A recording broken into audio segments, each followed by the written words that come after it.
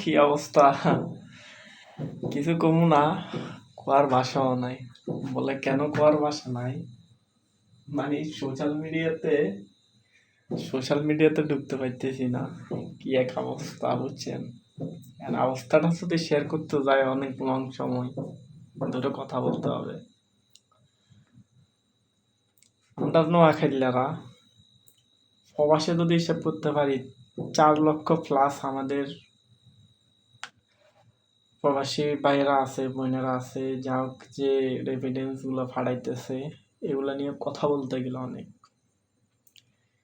এখন আমাদের নোয়াখালীতে একটা শিক্ষাবোধ নাই, কিছু নাই, কুমিল্লায় দিতে হয়, এগুলা নিয়ে আলোচনা। আমি এগুলা নিয়ে কিছুই বলবো না।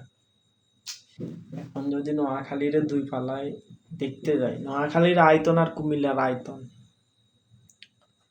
দুইটা হিসাব করতে গেলে আমরা নোয়াখালী বিভাগ পাই, বুঝছেন?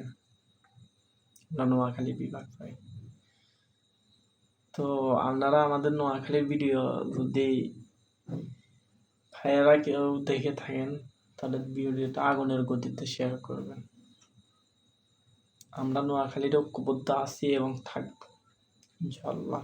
নোয়াখালী বিভাগ হইতেই হবে।